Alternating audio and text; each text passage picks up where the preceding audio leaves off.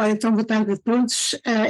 Queria agradecer à FEMPROF este amável convite, é um prazer estar aqui convosco, além de que é um privilégio poder falar-vos deste estudo nacional que fizemos no ano passado e que ainda está a decorrer noutras formas e refletir com a população que o respondeu, os resultados, as implicações e o que é que pode ser feito. Portanto, eu, mais do que estar-vos a contar esta história, que penso que até já apresentámos várias vezes em plateias de professores, eu estou cheia de curiosidade de ver o que é que têm para me dizer em relação ao que pode ser feito agora, que é o mais importante, basicamente. E, portanto, eu vou aqui. Bem, só para dar este mote, a escola é um cenário muito curioso, porque, contrariamente aos outros locais de trabalho, é um sítio onde andamos todos. Portanto, nós que vamos para médicos, para o hospital, para juízes, não andamos lá. Agora, na escola, nós nunca saímos da escola, não é? Fomos para a escola, primeiro alunos, depois professores, depois pais de alunos, e, portanto, os de nós que andamos por aqui, não saímos lá, não é? Portanto, isto é a nossa vida. Isto faz com que a escola não seja um cenário neutro. A escola é um sítio onde fomos felizes, falando de emoções, ou onde fomos infelizes. É um sítio onde fomos bons alunos ou maus alunos, é um assunto onde fomos muito apreciados ou muito humilhados, e, portanto, cada um de nós tem uma conotação, um rótulo ligado à palavra escola, que, enfim, no mínimo, influencia um bocadinho o modo como depois voltamos à escola, não é? E às vezes nós vemos professores com alguma amargura em relação ao espaço, eu, enfim, não tenho tempo para vos contar alguns pormenores anedóticos, mas tenho bastantes, que nos faz refletir que o aluno é que está por trás deste professor, assim, tão de mal com a vida, digamos assim. Bem, e a pergunta seguinte é: será que esta escola, nós passamos uma vida e os alunos passam as vidas deles e muitas horas das vidas deles, é um espaço promotor de bem-estar? E parece que não é por isso, não é? Durante a pandemia eu fiz parte de um grupo de trabalho que projetou as recuperações da aprendizagem, e a minha função naquele grupo de trabalho enquanto psicóloga era alertar para que não faz sentido recuperar as aprendizagens num contexto de falta de saúde psicológica, tanto dos alunos como dos professores. Nós não queremos uma população com as aprendizagens recuperadas, os programas concluídos e toda a gente perturbada do ponto de vista psicológico. Não é esse o país que nós queremos. E então, tanto insisti, não é, que realmente fui convidada para dirigir este estudo, que foi realizado em março do ano passado, e os resultados foram apresentados em maio e foram abundantemente divulgados na comunicação social. O relatório pode ser descarregado da página da Direção-Geral das Estatísticas e Educação e Ciência, pode ser descarregado da página da Aventura Social e da página da Ordem dos Psicólogos Portugueses. Eu só vos vou trazer umas conclusões do relatório, porque o relatório tem muito número, tem muito gráfico, tem muita metodologia, e eu tenho grande consideração pela vossa saúde psicológica, não vos vou massacrar com isso tudo, só vou saltar para as conclusões e depois vamos então discutir quando chegar à altura. Mas o relatório está público. Pronto, então basicamente responder a esta questão: como é que ficaram as pessoas depois da Covid? As pessoas, os habitantes do ecossistema escolar e o ecossistema escolar, e convido desde já a considerarem a escola como um ecossistema que tem lá habitantes. Nós todos que lá andamos, não é? Os funcionários, os docentes, os alunos, os pais dos alunos, toda a gente.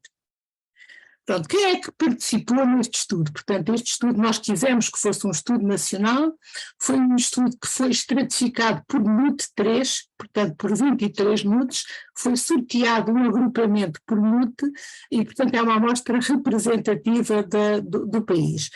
responderam, claro que as pessoas responderam voluntariamente, não é? Portanto, poderiam ter respondido muito mais.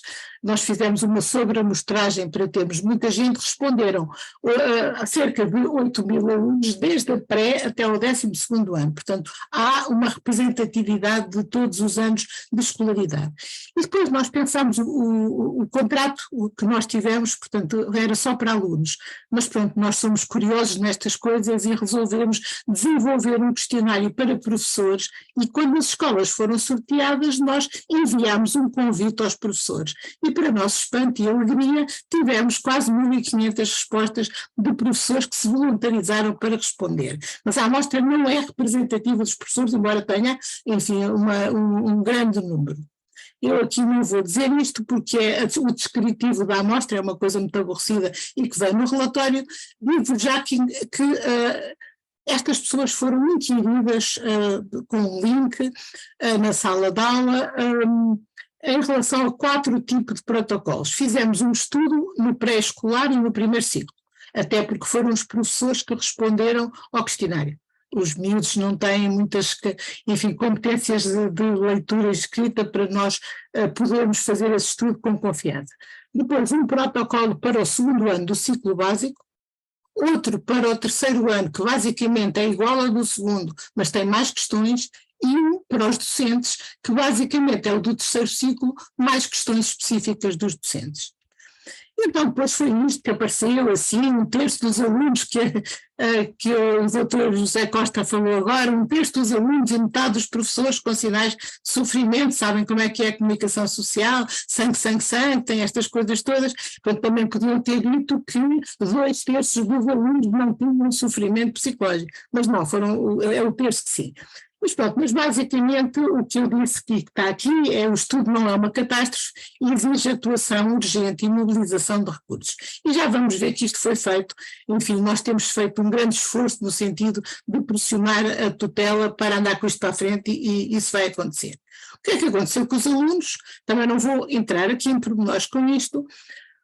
Os alunos foram inquiridos com um instrumento de avaliação de competências socioemocionais e relacionais. E a única coisa que eu queria que levassem para casa destes gráficos todos é assim: com a idade, entre os 5 anos e os 10 anos, ficam pior. Portanto, do ponto de vista do seu bem-estar. Isto é a primeira conclusão que gostava que levassem para casa. E esta setinha vê-se em todas as componentes que as coisas pioram.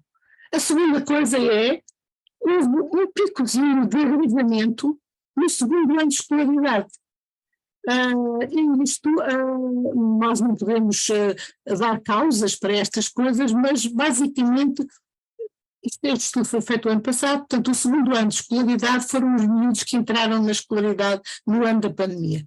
E eu não resisto a mostrar-vos aqui este piquinho, porque é muito óbvio. Estão a ver quando eu faço a voltinha com o rato. Portanto, aqui, isto é o 2º ano de escolaridade. Ou seja, vão ficando pior com a idade, entre os 5 e os 10, e ali o 2º ano de escolaridade salta pior. Há diferenças de género, e eu vou adiantar que as diferenças de género na pré e no primeiro ciclo são agravadas nos rapazes, ao contrário do que nos diz a literatura e do que vai acontecer dali para a frente. Também não temos causas para isto, mas imaginamos que, como o questionário é preenchido pelos professores na pré e no primeiro ciclo, contrariamente ao que acontece nos outros anos na escolaridade mais elevada, os professores penalizam mais, do ponto de vista emocional e comportamental, os chamados maus comportamentos na sala de aula. Ou seja, os professores dão mais conta, digamos, de um aluno muito perturbador do que de um aluno muito triste. O que não é verdade do ponto de vista do mal-estar psicológico. Mas pronto, foi como vimos isto, porque as diferenças de género neste ano de escolaridade claramente, enfim, vulnerabilizam os rapazes. E então, vamos aqui, porque é que isto não anda para a frente, assim só, estão menos bem os rapazes e os mais velhos dentro daquele escalão etário, menos bem o segundo ano de escolaridade em 2022, portanto este ano será o terceiro ano de escolaridade. Os colegas que me estão a ouvir e que têm o terceiro ano de escolaridade, agradeço que me confirmem se isso faz sentido na vossa validade ecológica do dia a dia. A escolaridade da mãe é um bom promotor de bem-estar. O desempenho académico está associado ao estatuto socioeconómico, olha, a grande novidade que eu vos trago aqui, não é? Portanto, já toda a gente tinha esta intuição e esta prática, com certeza, e o desempenho académico também está associado ao comportamento social. Portanto, os jovens da pré e do primeiro ciclo, com mais capacidade de atenção e concentração, têm melhor desempenho académico. Depois passamos para os mais velhos e a mesma coisa, também não vamos dissecar por aqui, nós temos, a única coisa que eu vos quero dizer com isto é que a partir dos 11 anos e até ao 12º ano, acontece a mesma coisa, quanto mais velhos, pior. Portanto, os mais velhos têm menos percepção de qualidade de vida e têm mais sintomas de mal-estar psicológico. E isto é certinho, é mesmo um gradiente assustador mesmo. Também, um pouco assustador, é que o 8º ano, olha aqui, isto é uma coisa, qualidade de vida, portanto era bom que fosse muita, encolhe. E aqui os sintomas de mal-estar psicológico, era bom que fosse pouco e estende-se. Portanto, o 8º ano é o ano mais vulnerável entre os 10 e os 18 anos. E vamos ver o que é que aconteceu no 8º ano, foi o ano que se deu a transição entre o segundo ciclo e o terceiro na entrada da pandemia. É interessante, pode ser só uma coincidência fortuita, mas acontece em todas as medidas. Eu agora aqui nem sequer vou dissecar, mas isto é a escala de competências socioemocionais que foi usada nas academias do conhecimento da Gulbenkian, e que nós, como tivemos uma parceria com eles, também usamos, mas todas as componentes socioemocionais diminuem com a idade, com um agravamento abrupto no 8º ano de escolaridade. É interessante a investigação quando nós encontramos este padrão, que é tão certinho, que nos faz acreditar que há aqui qualquer coisa. E agora já me estão aí a dizer, mas há aqui uma coisa que sobe. Sabem o que é? A ansiedade nos testes, que quanto mais velho, pior. Também é um agravamento, não é verdade? E depois estou mesmo a ver que também me dizem, o que é esta coisinha aqui que há tão pouco? O bullying. Sim, mas lembrem-se que foi uma altura em que eles estiveram em casa há muito tempo e, portanto, não houve tanto bullying nas alturas do confinamento e de todas aquelas contingências à volta do retorno à escola. Portanto, basicamente, continua desde os 5 anos até os 18, quanto mais anos, pior. Pronto, é o que está aqui a dizer, menos bem, e no segundo ciclo e no terceiro ciclo, as meninas estão piores do que os rapazes do ponto de vista da sua saúde psicológica. Menos bem as meninas e os mais velhos, menos bem o 8º ano, o bullying mais em rapazes e mais nos mais novos, e basicamente pouco nestes anos do estudo, e as competências sociais melhores nos rapazes. Nós ficámos a pensar se serão mesmo melhores nos rapazes ou se seguem a regra geral do otimismo masculino, porque os rapazes são muito mais otimistas em relação às suas avaliações de praticamente tudo, neste estudo. Depois passamos para os mais velhos e nos mais velhos, portanto, no terceiro ciclo e no secundário, e no terceiro ciclo e no secundário usamos uma medida de mal-estar psicológico, digamos assim, que é o DASS, que é uma medida que está traduzida e adaptada para Portugal e que mede o stress, a ansiedade e a depressão. E estão a ver igualinho a mesma coisa, o stress, a depressão e a ansiedade, e o global disto tudo piora com a idade entre os 10 e os 18 anos, com aquele picozinho no 8º ano. A mesma coisa, portanto isto é um padrão interessante. Estão mesmo a ver um efeito mais negativo nas meninas. Pelo contrário, quando fazemos uma avaliação pela positiva, que é o desenvolvimento positivo, já estão a adivinhar, vai a diminuir dos 10 anos para os 18, com uma diminuição abrupta no 8º ano. E estão mesmo a ver que as raparigas que performam pior do que os rapazes. E, portanto, o padrão é sistemático. Menos bem as meninas e os mais velhos, menos bem o 8º ano, os rapazes têm menos sintomas de mal-estar psicológico e melhor desenvolvimento positivo. Depois também tentámos ver os estilos de vida dos jovens portugueses e temos aqui que estes 3 pilares da saúde, não é? A atividade física, o sono e o tempo de ecrã. Os valores médios de atividade física, do sono e de ecrã têm um efeito preventivo do mal-estar psicológico, muito em especial o sono e um sono reparador de horas adequadas. Nós, às vezes, professores, descuramos esta questão de se os miúdos dormem bem e se os miúdos dormem horas suficientes. Foi dos principais indicadores de bem-estar psicológico, são a qualidade das noites de sono.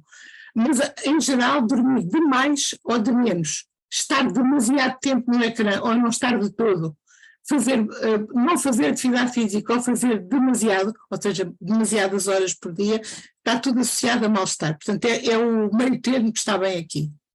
Depois fomos ver quem foram os alunos que se ressentiram menos com a pandemia. Os mais novos, os mais otimistas e os mais persistentes.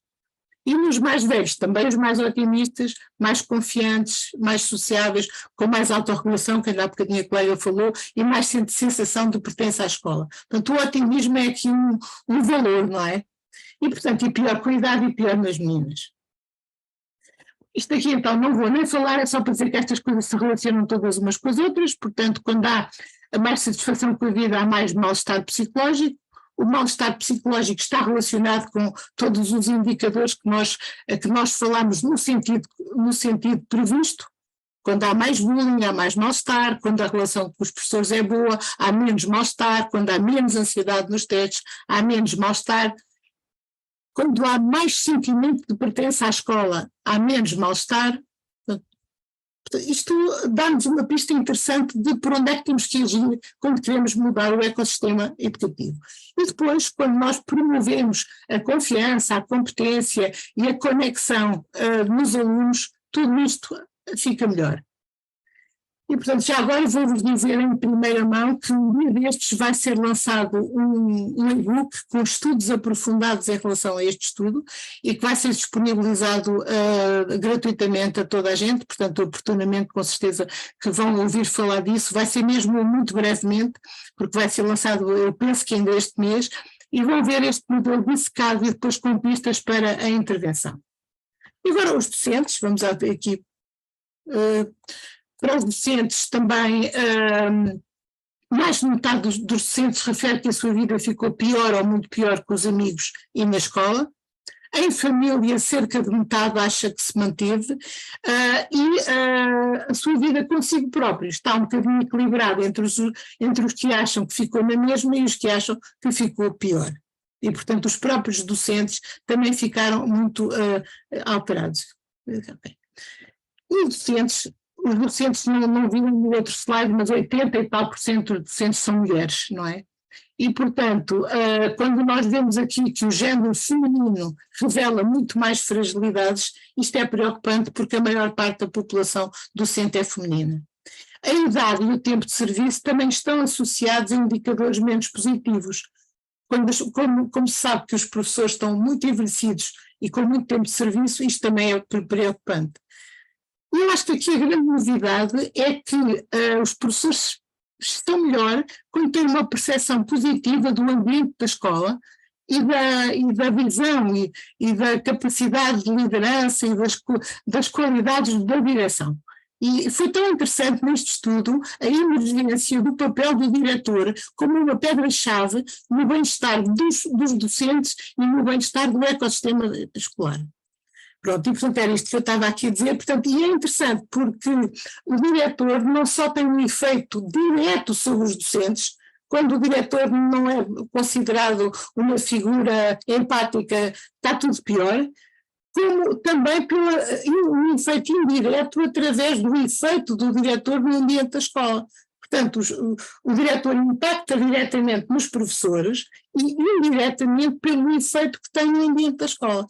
Isto isto é de uma importância fundamental do ponto de vista da reorganização do ecossistema da escola e de vermos o papel central, e eu tive a ocasião de discutir estes dados com um conjunto de diretores num evento que houve ali para o Norte aqui há uns meses, e eu acho que eles ficaram sensibilizados para a sua importância na definição do bem-estar na escola.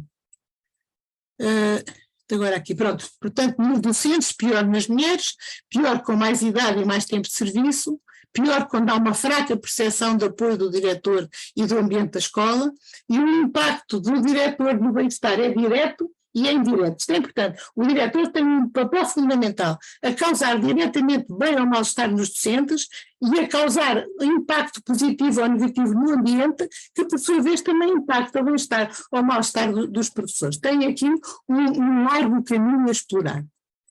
E pronto, agora aqui recomendações, como é que é? Portanto, é um aumento de literacia em saúde psicológica para os professores. Os professores têm que aumentar as suas competências de autocuidado.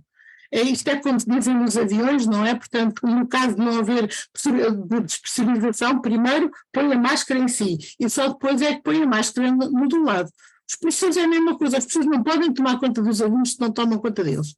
E o professor estar consciencializado para a necessidade de manter uma boa saúde psicológica é de uma importância fundamental. Portanto, e há vários pilares do autocuidado, o sono, a prática de atividade física, uma boa alimentação, uma gestão emocional. Os professores têm que tomar cuidado com eles, têm a responsabilidade de se manterem saudáveis psicologicamente. Esta ideia do empreendedorismo e liderança ligada ao professor. O professor tem que ser um agente de mudança e tem que ser capaz de, há um problema, é para resolver, é para tentar resolver. A direção não é para deprimir, pronto, preferencialmente. As ações com os diretores, agora que vimos que o diretor é uma peça fundamental, o perfil do diretor é uma coisa que tem que ser estudado, a formação dos diretores também, e depois as ações com a escola toda, e não só com estes, só com aqueles, não é só para os professores, depois se não há ações com os diretores não serve para nada, não é? Portanto, esta ideia da escola toda. Há outras recomendações que já fizemos, portanto já fizemos um debate alargado nos agrupamentos das escolas focados no resultado deste estudo, eu fiz vários pelo país inteiro, entrevistas coletivas e estudos de caso a agrupamentos que se voluntarizaram para serem escrutinados e estudados, e nós já fizemos isso. Fizemos um inquérito a todos os agrupamentos que se voluntarizaram e esse resultado está para sair agora. Fizemos um mapeamento nacional dos recursos dos agrupamentos e das ações de promoção de competências socioemocionais que estão a ocorrer e a sensibilização das direções escolares para a importância da sua ação no clima do agrupamento. Isto eu fiquei verdadeiramente, foi um dado que me surpreendeu e que eu fiquei verdadeiramente com vontade de batalhar nele, porque realmente temos aqui uma coisa que pode mudar, não é? Então, neste momento, desenhámos e implementámos com a colaboração da Fundação Calouste Gulbenkian, na sequência daquele programa das Academias do Conhecimento e mais a Direção-Geral da Educação, com a minha equipa e com mais duas equipas, ações de sensibilização e de formação na área da literacia e saúde psicológica, exatamente para ajudar os professores a promover o autocuidado e a promover as suas próprias competências socioemocionais. E esta ação de formação está a decorrer neste momento e vai decorrer até finais de setembro. Teve uma característica que nós propusemos e que foi aceito, que é o agrupamento tem que se inscrever em bloco, tem que levar o diretor, tem que levar o psicólogo e depois leva os professores que quiser, mas não pode ser só os professores, justamente porque a formação está feita de maneira a esta interação entre direções e docentes ser rentabilizada e criar sinergia. E pronto, neste momento o que é que vai acontecer? Portanto, até 2024 vamos ver se isto acontece, mas a nossa proposta à DGEC é monitorizar a implementação das nossas recomendações a nível dos agrupamentos e fazendo um levantamento das coisas que estão a ser feitas, das constrições que acontecem e repetir o estudo em fevereiro de 2024 para podermos ter um espaço de comparação. E pronto, a prevenção, isto não é um bom programa de prevenção do afogamento, portanto, pôr as pessoas todas na praia não é o que nós queremos para prevenir que se afoguem. O que nós, estão a ver, portanto, prevenir e evitar não se usa. neste momento o que nós queremos mesmo para prevenir é promover a participação, a atuação e o avanço das pessoas. Portanto, não é com evitamentos que nós conseguimos promover o bem-estar, é exatamente sendo capazes de o fazer e aumentando a nossa capacidade de participação, de intervenção, enfim, e a flexibilidade psicológica, eu agora não tenho hoje tempo para entrar por aqui dentro, mas eu penso que é a palavra-chave para nós virarmos a página da Covid. E eu fico por aqui, também acho que o meu tempo ficou, estamos muito cumpridores, não é verdade, Sr. Presidente da Mesa? Pronto, muito obrigada.